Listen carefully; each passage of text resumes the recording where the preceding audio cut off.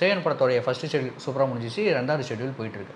இப்போ ஒரு டாக் என்ன போயிட்டுருக்குன்னா, சேயன் படத்தில் வந்து விஜய் சேதுபதி நடிக்க போகிறாரு அப்படின்னு ஒரு தகவல் வந்து, அது கூட ஆச்சரியம் இல்லை. விஜய் சேதுபதி வந்து கடைசி விவசாயியில் ஒரு ரோல் ஒன்று பண்ணியிருப்பார், ரொம்ப பெருசாக பேசப்பட்டது. அந்த ரோலில் தான் இந்த படத்தில் நடிக்க போகிறாருன்னு ஒரு டாக் வருது. அது நீங்கள் எதாவது பார்த்தீங்களா? இல்லை, நான் அது குறித்து எதுவும் கேள்விப்படலை. பட் இது வந்து விஜய் சேதுபதியை பொறுத்தளவுக்கு அவர் இந்த படத்தில் நடிப்பார் நடிக்க மாட்டாருங்கிற எந்த முடிவுக்கும் நம்ம வர முடியாது. அவரை பொறுத்தளவுக்கு நாம் ஒரு நடிகன், அவ்வளோதான். நான் வந்து இவ்வளோ பெரிய கேரக்டர் தான் நடிப்பேன், அல்லது இவ்வளோ சின்ன கேரக்டர் பண்ணுவதற்கு தயங்குவேன் அப்படின்லாம் எந்த காலத்துலேயும் அவர் இருந்ததே கிடையாது.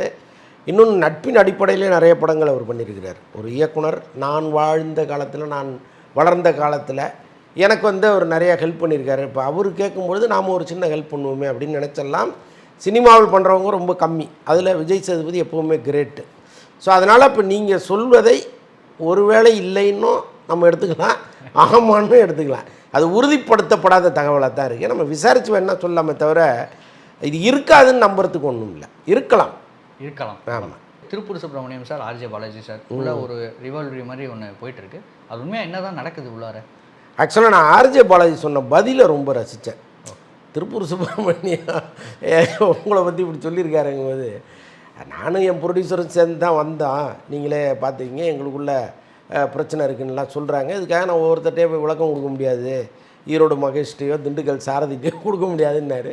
நிஜமாக நான் ரொம்ப குபீர்னு சிரிச்சிட்டேன்.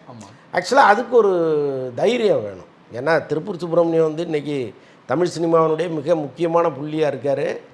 அவருடைய தயவு எல்லாருக்கும் தேவைங்கிற இடத்துல அவர் இருக்கார். அப்போ அவரை போகிற போக்கில் ஒரு ஈரோடு மகேஷ், ஒரு திண்டுக்கல் சாரதின்னு சொல்கிறது இருக்குல்ல, அந்த கட்ஸு ஒரு பக்கம் எனக்கு பிடிச்சிருந்தது. அதே நேரத்தில் ஐயோ ஏன் இப்படி வந்து இப்படி பேசுகிறாரு, பெரியவங்களுக்கு கொஞ்சம் மரியாதை கொடுக்க வேண்டாமா அப்படின்னும் தோணுச்சு. பட் ஆர்ஜே பாலாஜியை பொறுத்தளவுக்கு அவர் எப்போவுமே ஒரு ஃபன் மெட்டீரியல்.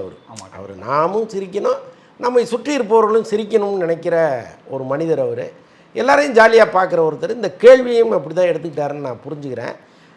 பட்டு ஒருவருடைய மனநிலை தான். இப்போ நம்ம சம்மந்தப்பட்ட ஒரு படம் பெரிய பிரச்சனையில் சிக்கிட்டு இருக்கு, நாம் ஹெல்ப் பண்ணால் அந்த படம் வந்துடும் அப்படிங்கிற சூழ்நிலை இருந்தால் அவரே இறங்கி பண்ணுவார். ஆனால் இந்த படத்துக்கு இருந்த பிரச்சனை வந்து ஒரு எறும்பு தலையில் யானையை உட்கார வச்ச மாதிரி இருக்குது. அவ்வளோ பெரிய பிரச்சனை. அவர் திருப்பூர் சுப்ரமணியம் அவர் சொல்லும் பொழுதே பார்த்தா ஐயோ இது எப்படி தான் ரிலீஸ் பண்ணாங்களோங்கிற மாதிரி இருக்குது. அவ்வளோ பெரிய பிரச்சனையை அவர் சொல்லிகிட்டே இருக்கார், அடிக்கிட்டே இருக்கார்.